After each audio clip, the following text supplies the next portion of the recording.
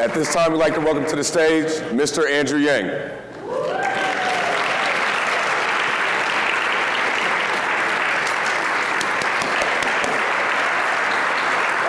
Welcome. Good morning.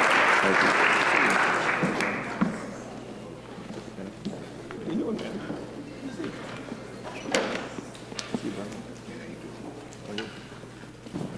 Hello, everyone. I'm still New Hampshire. For you. Yeah. I was like, oh, things for me to say. I'm just kidding. Is this mic on? Is my mic on? You can just scream, it's okay. See if you got it. Just kidding. Where's your pat down? Oh, there we it's go. on. Whoa. Got it. There we go. Good morning, Drake University. Good morning. It's fantastic to be here. Am I addressing and then you guys? Yep, 3 minutes, please. 3 minutes, fantastic. Thank you all, and thank you for waking up this fine Saturday. Is it Saturday? When you run for president, days of the week, so start to lose their meaning. Whoa.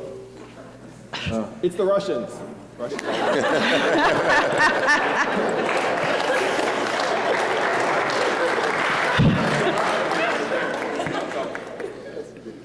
It's a pleasure to be here with you all. I grew up the son of immigrants in this country, and that had its own set of experiences, shall we say. When I say to people of color in this country, I say, I had words working against me, but black people in the United States have numbers working against you. And numbers are much more cruel and harsh and unyielding than any words. Now, the challenges ahead, and I love this opportunity to talk about economic freedom because to me it is so fundamental. And according to the best studies, African American median net worth will go to 0 in 2053. Now, how is that possible? How is it possible that the projections say that African American median net worth will go to 0 in 2053? It's because we know that we are getting rid of the most common jobs in our country today. Retail, call centers, truck driving, manufacturing. These jobs are disappearing. It's going to be particularly disastrous for communities of color. This is what I think of as an economic natural disaster. And who suffers most in a natural disaster? We know. It's people of color with lower levels of economic resources, access to capital, and access to path forward. So we need to create a new way forward for all Americans, and this is not something that's original. The proposal I'm championing, $1,000 a month for every American, was championed by Martin Luther King in 1967 in his book, Chaos or Community. And it is what he was fighting for the day he was assassinated in 1968. And to me, it's problematic that we celebrate Dr. King's birthday every year without celebrating the truth of his message. That if we are going to address the economic imbalances in this country, we need to set a new foundation. We need to have a guaranteed minimum income for every American. And though it is decades overdue, it is not too late to make this happen in 2020. Thank you all very much.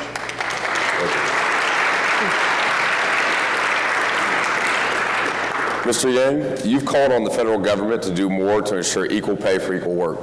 10 years ago, Congress passed the President Obama's Lilly Ledbetter Fair Pay Act, which expanded the time frame for filing claims of ongoing workplace discrimination. What legislation would you propose to go further? There should obviously be equal pay for equal work. But one thing I want to bring in is the women who right now are not in corporate workplaces, who are moms like my wife Evelyn, who's here in the audience today, who's at home with our 2 boys, one of whom is autistic. So the goal should be to start recognizing all forms of work that are done in our communities.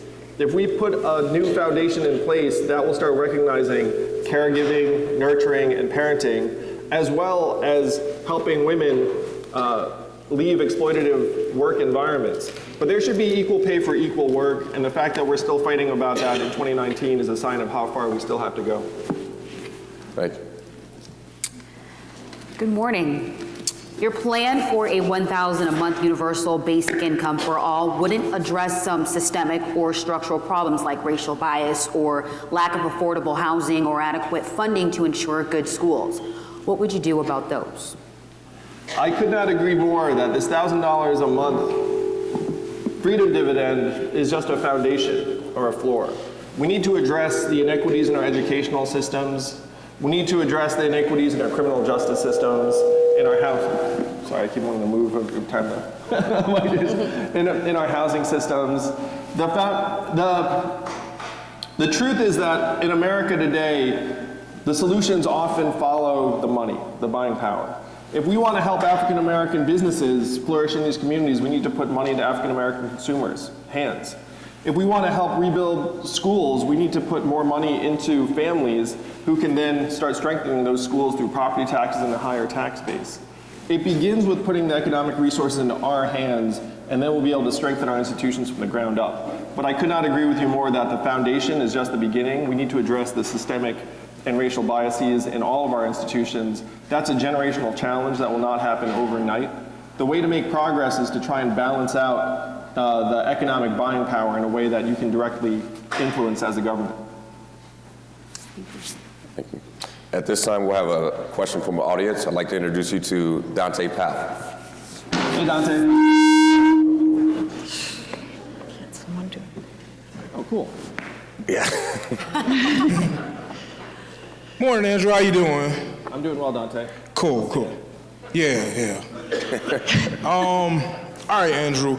What's the future of law enforcement that allows us to dismantle and rebuild it systematically without allowing the pillars of racism that currently exist there to just re-cement themselves? And how do you create trust with black citizens to allow us to participate in that?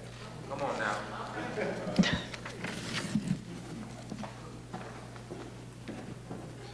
Every time something happens where an innocent black woman is shot in her own home because of a police officer is responding to a call, it's a tragedy for all of us. And you see this happening over and over again.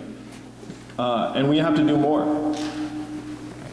We have to invest in community policing to fundamentally transform police attitude toward the communities that they're meant to serve and protect. We have to invest in making the police force more diverse and more representative of the communities that they're in. We have to dismantle our criminal justice system that is consistently tilted against people of color in this country. We should get rid of all private prisons because there is no reason for a prison to have a profit incentive.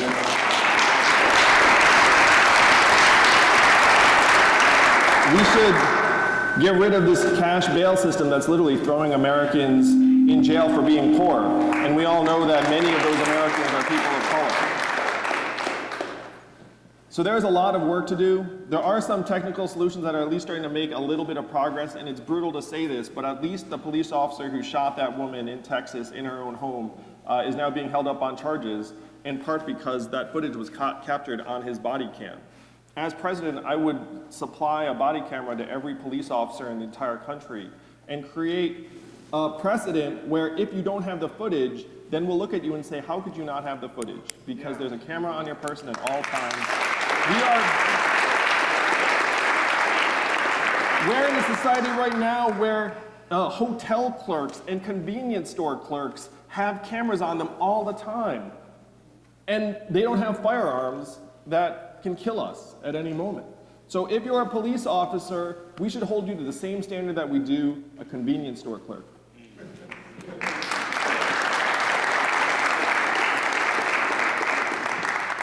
Mr. Yang, good morning. Hi. Hi. Iowa's minimum wage has been stuck at $7.25 an hour.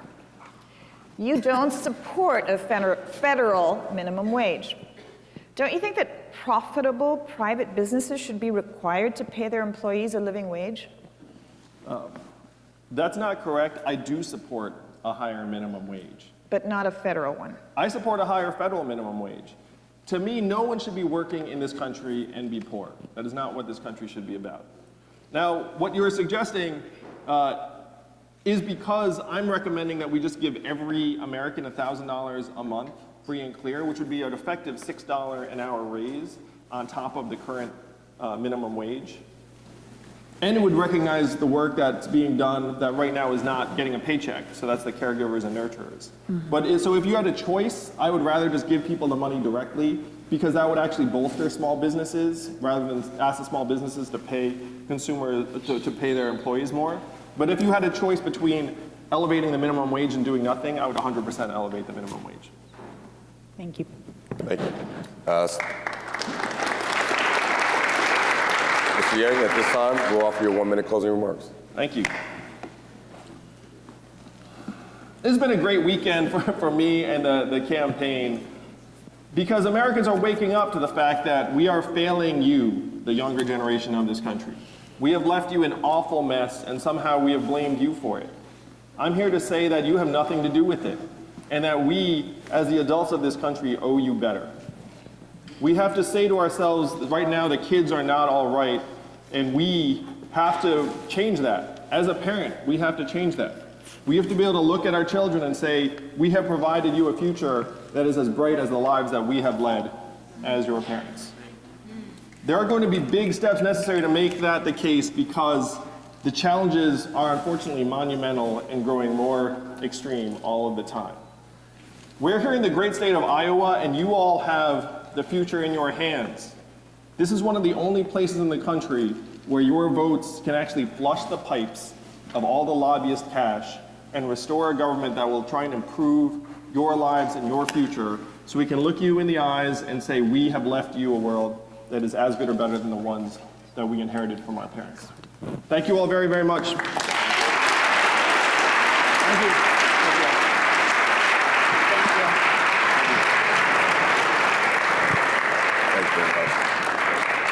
The money in our hands.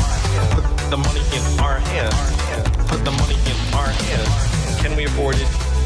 Yes. Will it cause inflation? No. Is it awesome? Yes. Is anyone trying to make it happen? Yeah, that guy.